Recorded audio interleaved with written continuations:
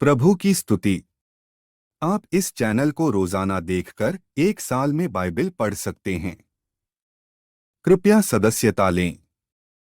आज का धर्म ग्रंथ उत्पत्ति अध्याय 5। उत्पत्ति अध्याय 5। आदम की वंशावली।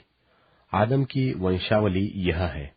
जब परमेश्वर ने मनुष्य की सृष्टि की तब अपनी ही स्वरूप में उसको बनाया। उसने नर और नारी करके मनुष्यों की सृष्टि की और उन्हें आशीष दी और उनकी सृष्टि के दिन उनका नाम आदम रखा। जब आदम 130 वर्ष का हुआ तब उसके द्वारा उसकी समानता में उसी के स्वरूप के अनुसार एक पुत्र उत्पन्न हुआ। उसका नाम शेत रखा।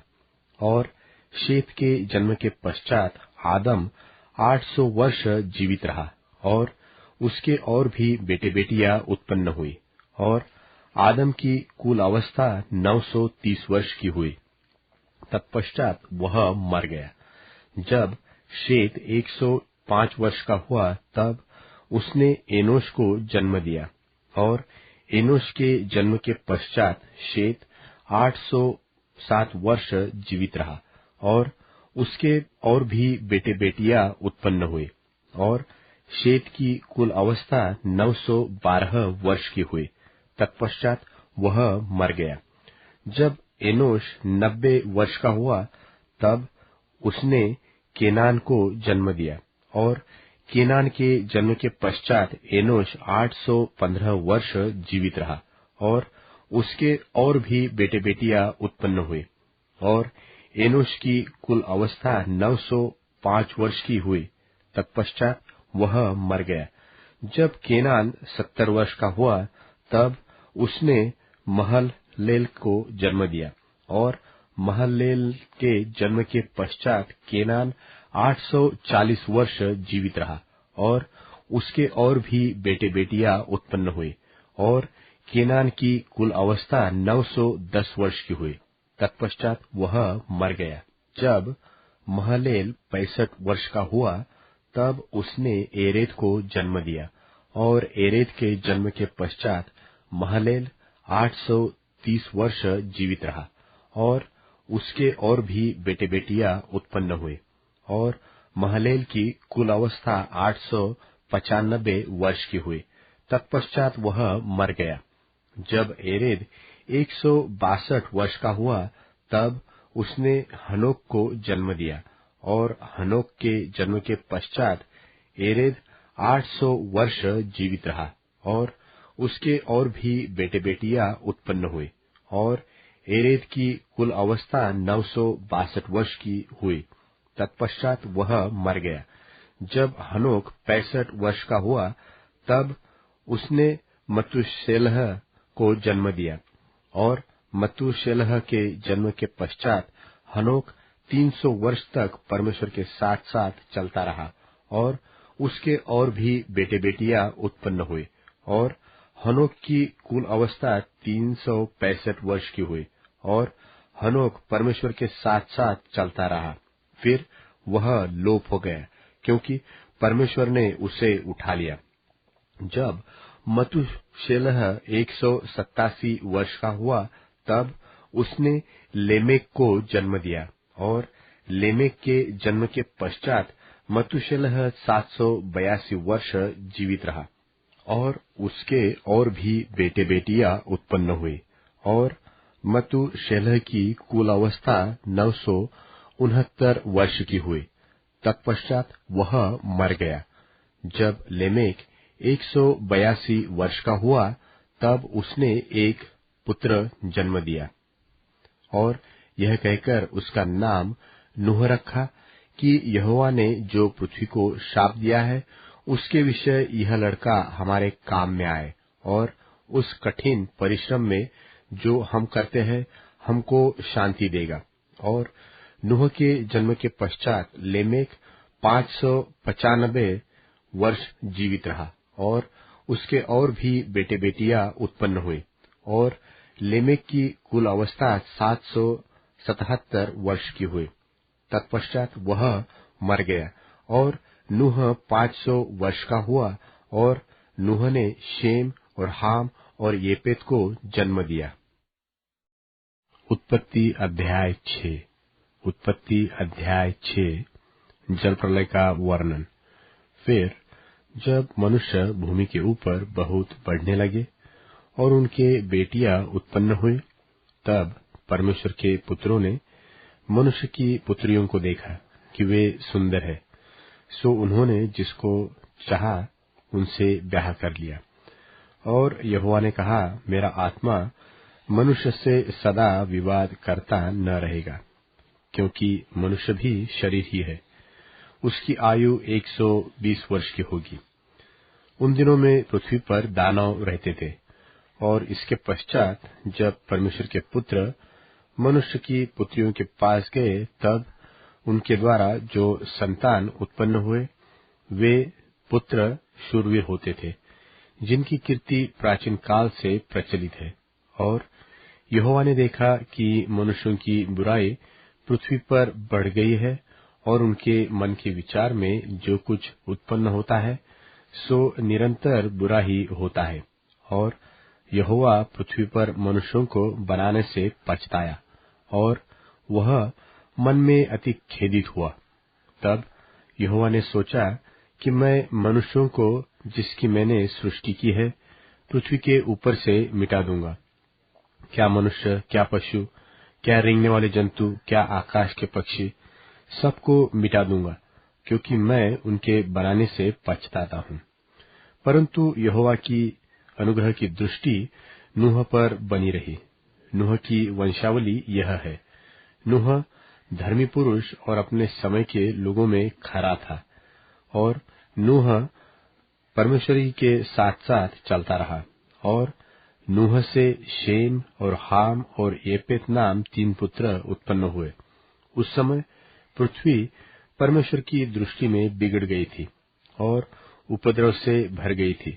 और परमेश्वर ने पृथ्वी पर दृष्टि की तो क्या देखा कि वह बिगड़ी हुई है, क्योंकि सब प्राणियों ने पृथ्वी पर अपनी अपनी चाल चलन बिगाड़ ली थी।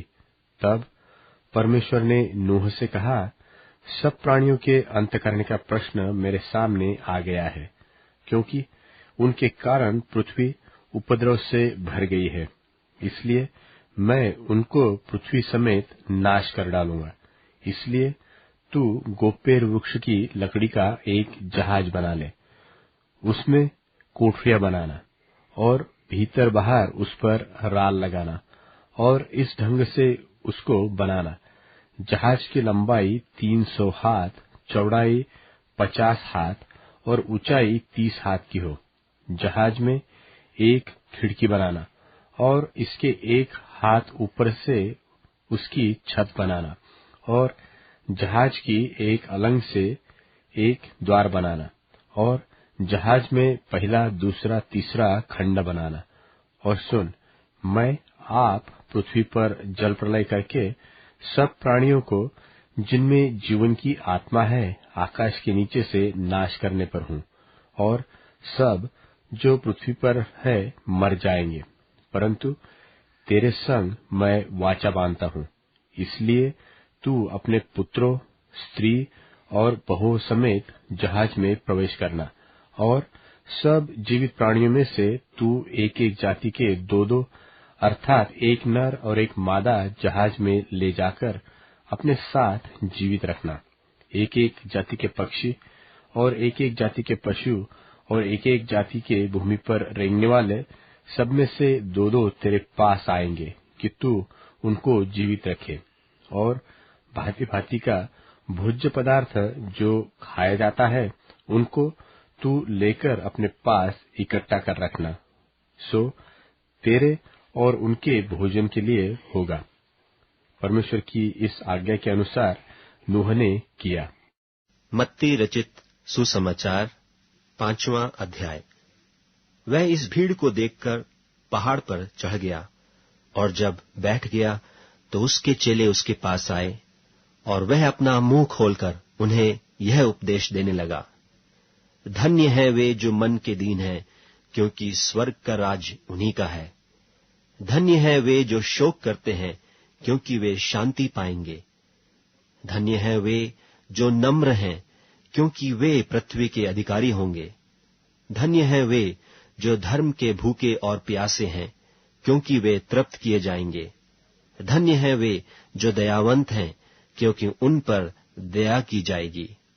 धन्य है वे जिनके मन शुद्ध हैं, क्योंकि वे परमेश्वर को देखेंगे। धन्य है वे जो मेल करवाने वाले हैं, क्योंकि वे परमेश्वर के पुत्र कहलाएंगे। धन्य है वे जो धर्म के कारण सताए जाते हैं, क्योंकि स्वर्ग का राज्य उन्हीं का है।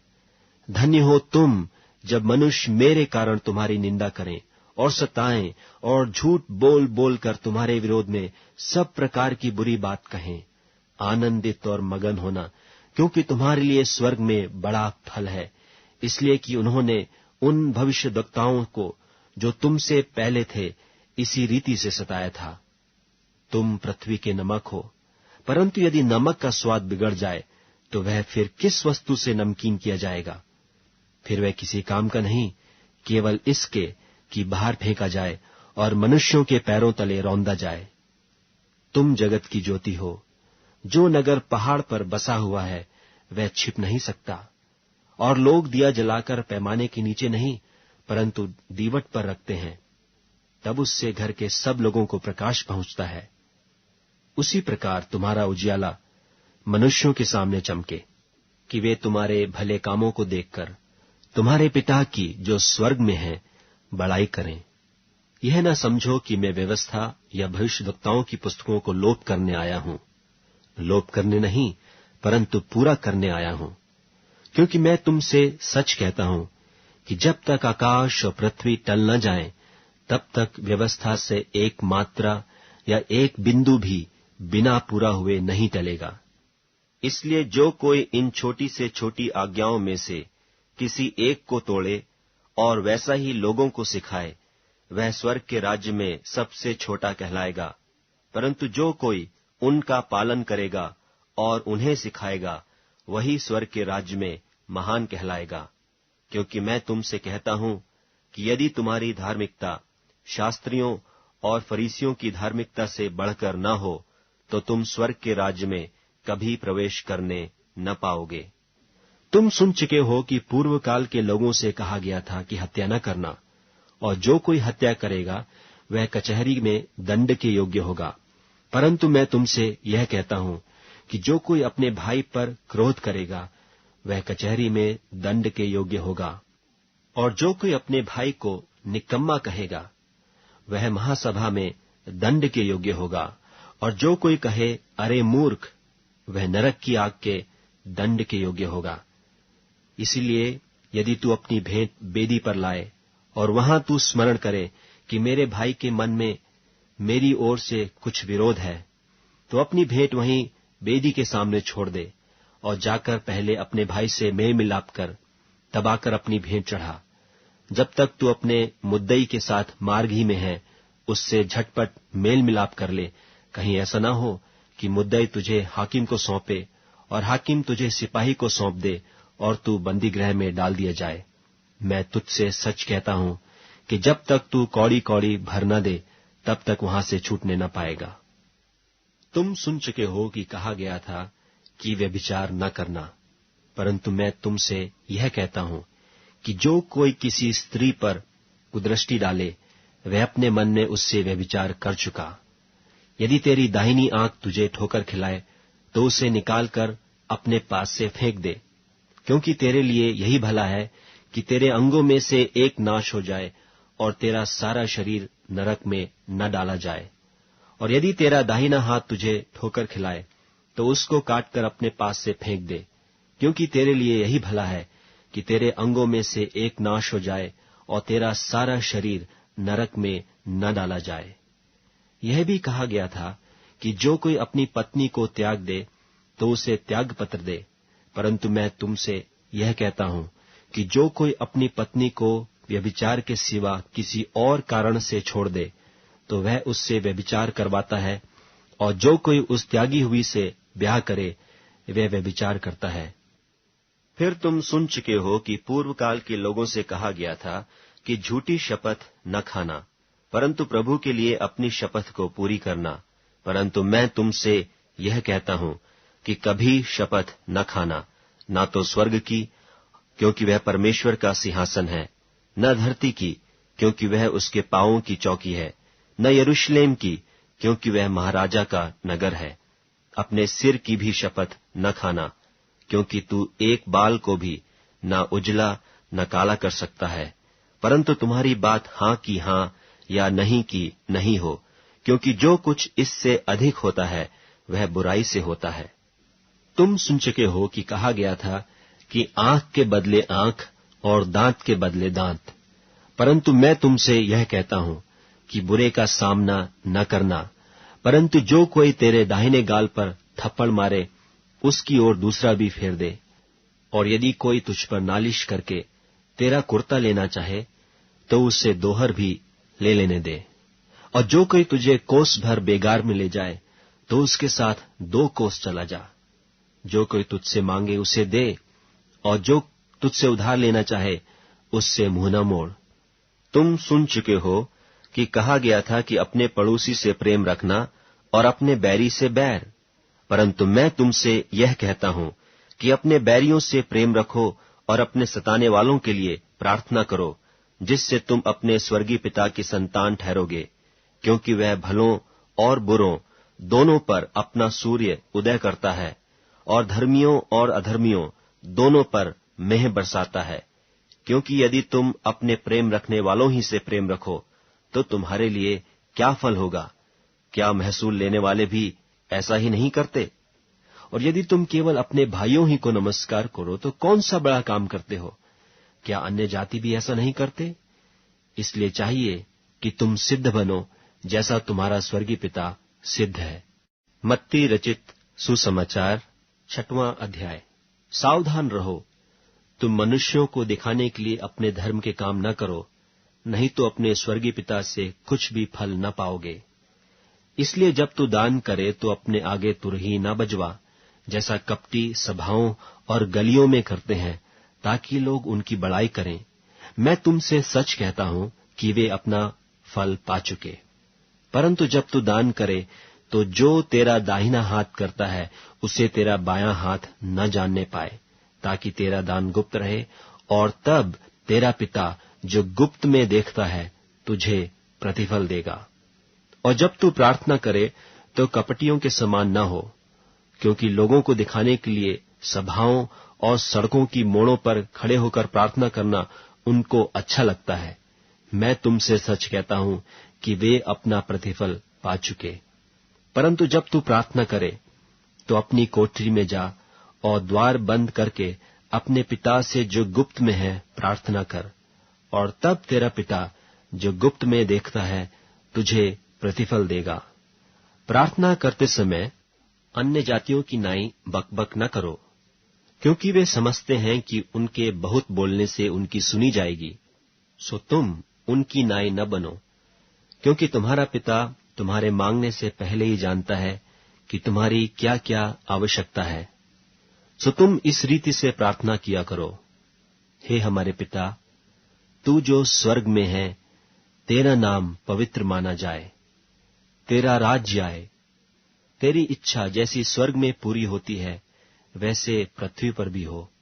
हमारी दिन भर की रोटी आज हमें दे, और जिस प्रकार हमने अपने अपराधियों को क्षमा किया है वैसे ही तू भी हमारे अपराधों को क्षमा कर। और हमें परीक्षा में न ला, परंतु बुराई से बचा, क्योंकि राज्य और पराक्रम और महिमा सदा तेरे ही हैं। आमीन। इसलिए यदि तुम मनुष्य के अपराध क्षमा करोगे तो तुम्हारा स्वर्गीय पिता भी तुम्हें क्षमा करेगा, और यदि तुम मनुष्यों के अपराध क्षमा न करोगे तो तुम्हारा पिता भी तुम्हारे अपराध क्षमा न करेगा। जब तुम उपवास करो तो कपटियों की नाई तुम्हारे मुंह पर उदासी न छाई रहे, क्योंकि वे अपना मुंह बनाए रहते हैं ताकि लोग उन्हें उपवासी जाने। मैं तुमसे सच कहता हूं कि वे अपना प्रतिफल पा चुके। परंतु जब तू उपवास करे तो अपने सिर पर तेल मल और मुंह धो, ताकि लोग नहीं परंतु तेरा पिता जो गुप्त में है तुझे उपवासी जाने। इस दशा में तेरा पिता जो गुप्त में देखता है तुझे प्रतिफल देगा। अपने लिए पृथ्वी पर धन इकट्ठा न करो, जहां कीड़ा और काई बिगाड़ते हैं और जहां चोर सेंध लगाते और चुराते हैं, परंतु अपने लिए स्वर्ग में धन इकट्ठा करो, जहां ना तो कीड़ा और न काई बिगाड़ते हैं और जहां चोर न सेंध लगाते और न चुराते हैं, क्योंकि जहां तेरा धन है वहां तेरा मन भी लगा रहेगा। शरीर का दिया आंख है, इसलिए यदि तेरी आंख निर्मल हो तो तेरा सारा शरीर भी उजियाला होगा। परंतु यदि तेरी आंख बुरी हो तो तेरा सारा शरीर भी अंधियारा होगा। इस कारण वह उजियाला जो तुझ में है, यदि अंधकार हो तो वह अंधकार कैसा बड़ा होगा। कोई मनुष्य दो स्वामियों की सेवा नहीं कर सकता, क्योंकि वह एक से बैर और दूसरे से प्रेम रखेगा। वह एक से मिला रहेगा और दूसरे को तुच्छ जानेगा। तुम परमेश्वर और धन दोनों की सेवा नहीं कर सकते। इसलिए मैं तुमसे कहता हूं कि अपने प्राण के लिए यह चिंता न करना कि हम क्या खाएंगे और क्या पिएंगे, और न अपने शरीर के लिए कि क्या पहनेंगे। क्या प्राण भोजन से और शरीर वस्त्र से बढ़कर नहीं? आकाश के पक्षियों को देखो, वे न बोते हैं, न काटते हैं और न खत्तों में बटोरते हैं, तो भी तुम्हारा स्वर्गीय पिता उनको खिलाता है। क्या तुम उनसे अधिक मूल्य नहीं रखते? तुम में कौन है जो चिंता करके अपनी अवस्था में एक घड़ी भी बढ़ा सकता है? और वस्त्र के लिए क्यों चिंता करते हो? जंगली सोसनों पर ध्यान करो कि वे कैसे बढ़ते हैं। वे न तो परिश्रम करते न काटते हैं। तो भी मैं तुमसे कहता हूं कि सुलेमान भी अपने सारे वैभव में उनमें से किसी के समान वस्त्र पहने हुए न था। इसलिए जब परमेश्वर मैदान की घास को, जो आज है और कल भाड़ में झोंकी जाएगी, ऐसा वस्त्र पहनाता है, तो हे अल्पविश्वासियों, तुमको वह क्यों कर ना पहनाएगा। इसलिए तुम चिंता करके यह ना कहना कि हम क्या खाएंगे या क्या पिएंगे या क्या पहनेंगे, क्योंकि अन्य जाति इन सब वस्तुओं की खोज में रहते हैं, और तुम्हारा स्वर्गीय पिता जानता है कि तुम्हें ये सब वस्तुएं चाहिए। इसलिए पहले तुम उसके राज्य और धर्म की खोज करो, तो ये सब वस्तुएं भी तुम्हें मिल जाएंगी। सो कल के लिए चिंता न करो, क्योंकि कल का दिन अपनी चिंता आप कर लेगा। आज के लिए आज ही का दुख बहुत है। भजन संहिता अध्याय 3। भजन संहिता अध्याय 3। हे यहोवा, मेरे सताने वाले कितने बढ़ गए हैं। वह जो मेरे विरुद्ध उठते हैं बहुत है।